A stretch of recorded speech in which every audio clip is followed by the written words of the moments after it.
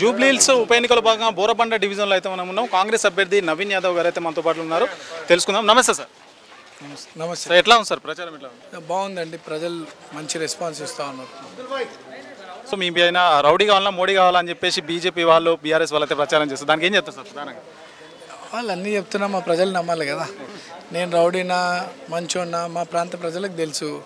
మమ్మల్ని ఎదుర్కోలేక నా మీద ఏదో తప్పుడు నిందలు వేస్తున్నారు. నా మీద ఎటువంటి రౌడీ షీట్ ఏం లేదు. వాళ్ళు ఫాల్స్గా ఏదో చెప్తున్నారు. నేను అవి పట్టించుకునేంత టైం మాకు ఉండదు.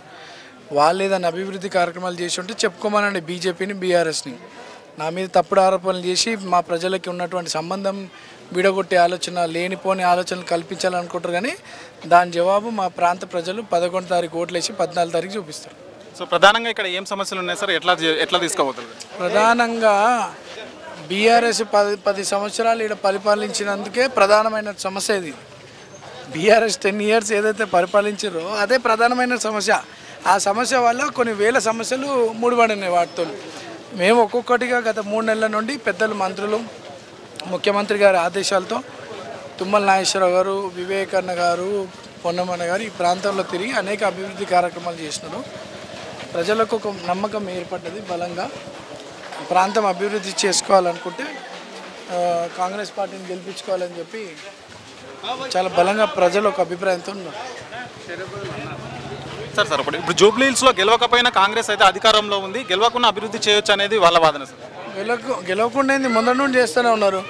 ఇవాళ కొత్త కాదు కదా. సన్న రేషన్ కార్డులు, సన్న బియ్యం, మన వైట్ రేషన్ కార్డ్స్ ఇచ్చినారు, సన్న బియ్యం ఇచ్చినారు,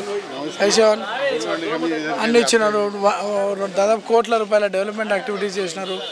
200 units కరెంట్ ఫ్రీ వస్తుంది, గ్యాస్ సబ్సిడీ ఉంది, మహిళలు ఉచితంగా బస్సు ప్రయాణం చేస్తున్నారు. ఎన్నో చేశారు కదా ఈ 2 సంవత్సరాలలో. ఇంకా చేస్తారు. ఇంక బడ్జెట్ ఎక్కువ ఉంటే ఈ రాష్ట్ర రూపురేఖలు మారుస్తారు రేవంత్ అన్న. గతంలో ఉన్న బడ్జెట్ ఖజానాని దోచుకున్నవాడు రౌడియా, రాజకీయ ముసుగులో ఉండి ఖజానాని దోచుకున్న వాళ్ళు రౌడియా, మేము రౌడీలో వాళ్ళండి. వాళ్ళు తప్పుడు అన్నీ మొత్తం ఉన్న బడ్జెట్ని అంతా కాజేసి ప్రజల్ని అప్పుల పాలు చేసినారు.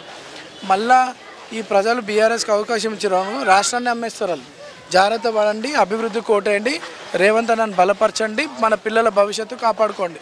Thank you. మీ వ్యాపారం అభివృద్ధి కావాలని కోరుకుంటున్నారా? అయితే వెంటనే క్యూనస్ని సంప్రదించండి. Schools, colleges, banks, shops, office promotions, land promotions, political promotions, restaurant promotions, hospital promotions, పుట్టినరోజు వేడుకలు, శుభకార్యాలు, వ్యాపారాలు ఏవైనా, సందర్భం ఏదైనా ఇప్పుడే క్యూనస్ ద్వారా తెలియజేయండి. మీ వ్యాపారాన్ని అభివృద్ధి చేసుకోండి.